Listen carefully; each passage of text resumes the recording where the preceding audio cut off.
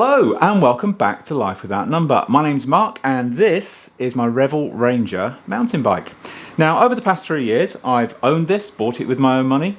I have crossed an entire country with it. I've done countless trail centres, lots of adventures and much more. So I think I've earned the right to say that this is a long-term review. So first up, what is it? Well, it's a Revel Ranger, as I said, from Revel Bikes. They're a Colorado-based company.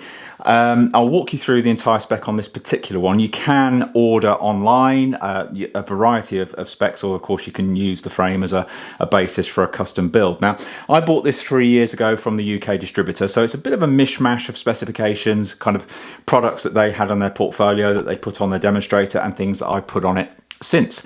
So yeah, I'll walk through all that in a second. But one of the unique things about Revel Bikes, as you may already know, is this, the Canfield suspension system, or CBF. It stands for Canfield Balance Formula. Now, I'm not going to go into too much detail about the way that works on this video. There's lots of videos out there. There's actually one that Revel did with Canfield a while back, which is definitely worth checking out. But yeah, really clever bit of suspension design. So I will kind of give you a kind of overview of how I found it and what I found the advantages were to be. So this particular example is a size large and it's in a colorway called Johnny Green Jeans, which is a pretty cool name, but it does look really good. I'm not sure that the light's going to do it a lot of justice in here. By the way, it is like 30 degrees in here, hottest day of the year. It's like a sweat box. So apologies if I'm a bit red and taken away from the green on the bike, but yeah, attention on the bike. So yeah, it's a 120 front, 115 rear suspension. Another key number, I guess, is the head angle. So that's a 67.5 degree head angle.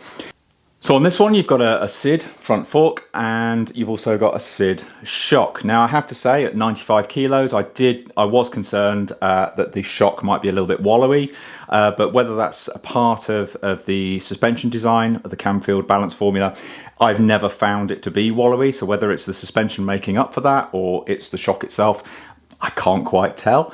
I had no issues with the fork at all. I've loved SID forks for a long time. I'm a big Rockshox fan. I prefer them over Fox. Controversial, but yeah, I do prefer Rockshox. I used to do PR for SRAM and Rockshox, so I guess I'm a little bit biased. Don't anymore. They're not a client of mine, but I do like them. They're pretty reliable.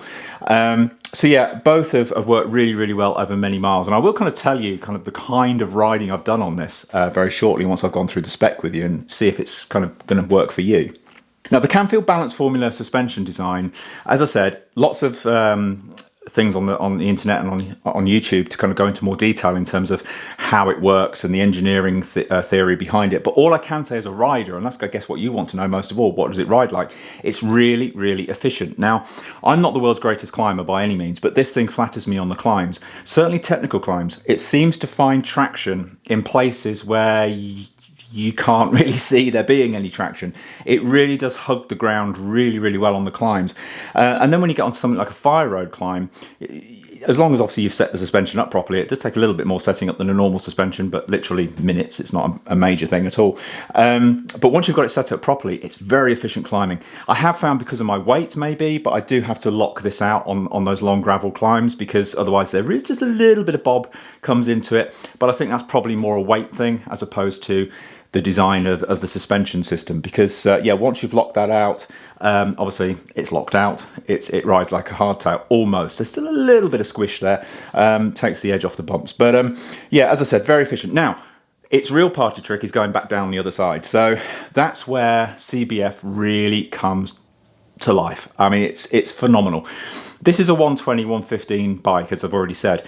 It descends like a trail bike. It will descend like a 150mm front suspension bike. I've absolutely no doubt. I actually had an enduro bike when I bought this, and I was finding that I was taking this to places I used to take the enduro bike. I mean, we're not talking full-on bike parks or anything like that, but slightly more steeper, more technical terrain. This thing eats it up. Now, it kind of belies its travel. So yeah, I definitely put that down again to the CBF system. It's really is very impressive. In terms of reliability, because you'll see there's a few little linkages there and a few bearings. Again, many miles. I've had no issues with it at all. It's still running sweet. Doesn't need a bearing change or anything. It was done by the distributor when I bought it from them as an ex-demo, but I haven't touched it since, and it's not missed a beat. So walking through the spec on this particular bike, you'll first of all, the eagle-eyed amongst you will notice that it's got mismatching tyres. So If that will really annoy some people, and to be honest, it does annoy me a little bit. But yeah, I love my Vittoria tyre. So I've got a Vittoria Agaro on the front, a very underrated trail tyre, I have to say. Fast rolling, really grippy, really like it. Set it up. You have to play a little bit with the pressures, but once you got the pressure right, it's a fantastic trail tyre in my opinion. Certainly good for the front. Now on the back, I had a Vittoria Barzo trail, which had done many miles, not even getting a puncture. And then one day at Coed Brenin, I came through a rock garden on the MBR trail, and there's just one sharp rock. It's rider error. I completely misjudged it, slammed straight onto the top of this rather sharp rock, slashed it to pieces. Couldn't really save it. I had a 6-mile walk home and all I had left in the garage was an old Continental Cross King. So that went on there because I wanted to ride the next day, but another Barzo is coming and it will be going on there. Industry 9 wheels, and it came on Hunt wheels. Nothing wrong with Hunt wheels at all. I've kept them as a spare set and a winter set, things like that. But I went with these Industry 9s because I always wanted Industry 9 wheels, and they're carbon, so nice and light, tough. They've been through a lot, including that nasty rock incident at Coed Brenin. Didn't even show a mark. So yeah, really impressed with Industry 9 wheels. And if I do sell this, the wheels will be coming with the new bike.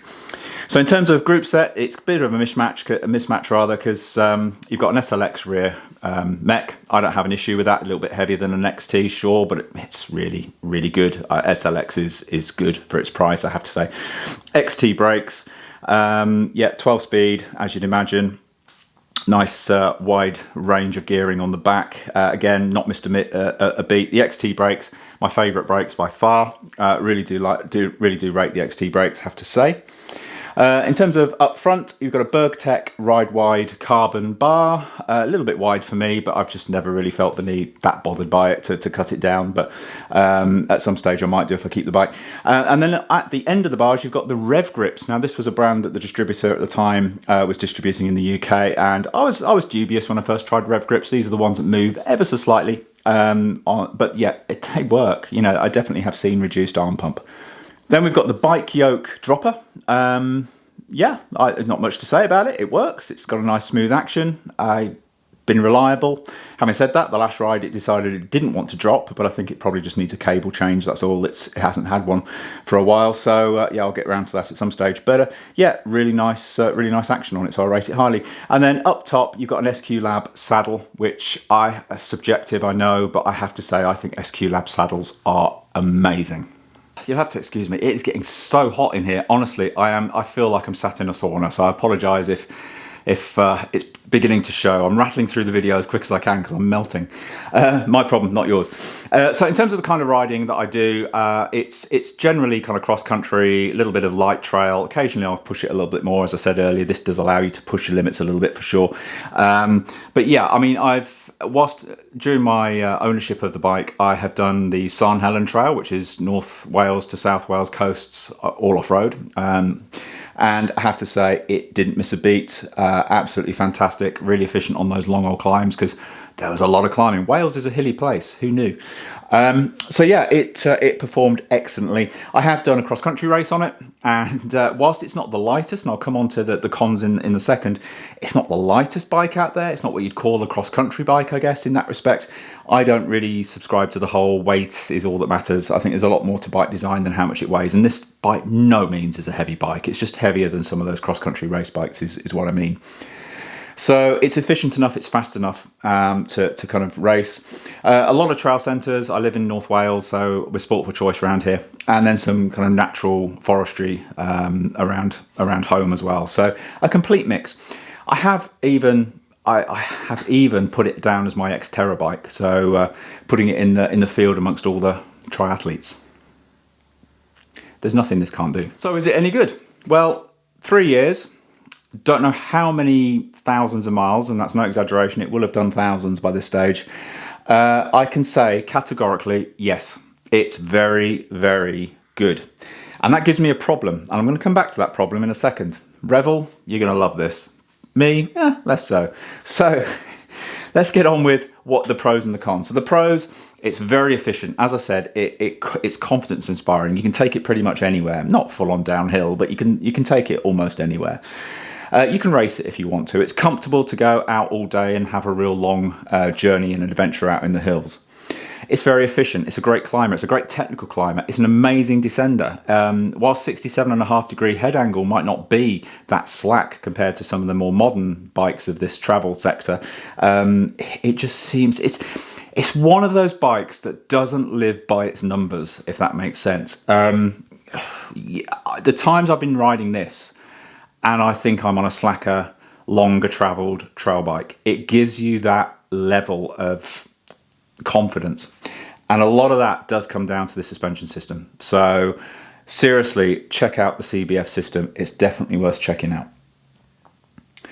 In terms of ownership, in terms of cost, well, it's cost me nothing really, other than replacing the same stuff that you have to with every bike: brake pads, tyres, obviously, things like that. I decided to put another wheel set on it, but obviously if you were to spec one from Revel, you can put on whatever wheels you want. Yeah, it just works. It's a really good package. Now the cons, because nothing is all unicorns and daisy clad fields. There's always something wrong somewhere.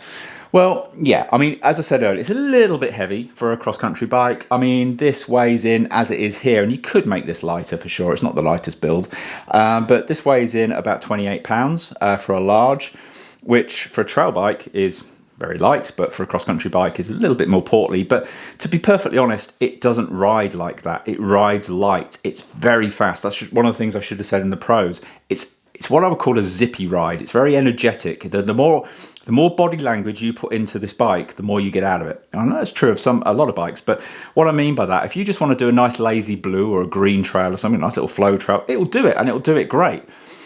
But it's when you start getting to more technical terrain, or indeed on flow trails, where you want to kind of just give it that little bit more body language, that little bit, put more into it, and it will pay you back in spades. And that's where, it's not a lazy bike. It's a bike that you engage with, and you really kind of get into the whole rider experience. So if you like that, like I do, it could be a bike for you. The only other con, and I don't know whether this is a major issue or maybe it's just me, but I do seem to get more pedal strikes on this than pretty much any other bike I've ever had. You soon get used to it, and you soon start to, it's not a bad thing. As a rider, it teaches you just to kind of read the terrain and read the rocks and everything a little bit more. But yeah, for some reason, this does seem to get more pedal strikes than other similar travel bikes I've had in the past. But that's about it. But the biggest downside is I've now got to decide what I'm going to do with this. So Mark, what on earth is the issue? Well, the issue is a simple one. I've had this 3 years. I only normally keep bikes for 3 years and then I'll sell them. Now, one of my clients is Rocky Mountain, and I'm desperate to have a Rocky Mountain Element. I love the Element. I've always wanted to ride a Rocky Mountain Element. So I kind of want to buy a Rocky Mountain Element. Now, unfortunately, I'm not in a position to keep both. One's going to have to go. So, of course, this is the one potentially that's got to go. And I don't want to sell it. I really don't want to sell it. I'm going to have to, because I want to change my bike. I want a Rocky Mountain Element. And that's not just because they're a client of mine. Genuinely, as people within the industry know, it was between this and an Element when I bought this. So I've always wanted an Element. So it's time to go that route. And now they're a client of mine, I definitely want to go the Element route. But if I can find a way of keeping both, I will. I love this. I don't want it to go anywhere. It's sad, really. It's just a lump of green carbon. It's not really the be-all and end-all of life. But yeah, it would hurt me to sell this. I don't want to sell it. But anyway, I might have to. So that's the problem that I need to face, and myself alone. That's not a pitch to sell it. But hey, if you want to if you want this, make me an offer in the comments, because it might have to go. So you might end up with it. But yeah, that's my problem. So that's it, Revel Ranger, great bike. Stay tuned, we're going to head out to Canada very shortly, where I will be riding a Rocky Mountain Element and a Rocky Mountain Instinct, and riding in loads of cool places. So if that sounds like fun, then stay tuned. But until next time, I am going to leave you with a video up here showing me riding another brand of bike, an NS Synonym, around Coed Brenin. So yeah, if you fancy checking that out, please do. Until next time, take care. Bye for now.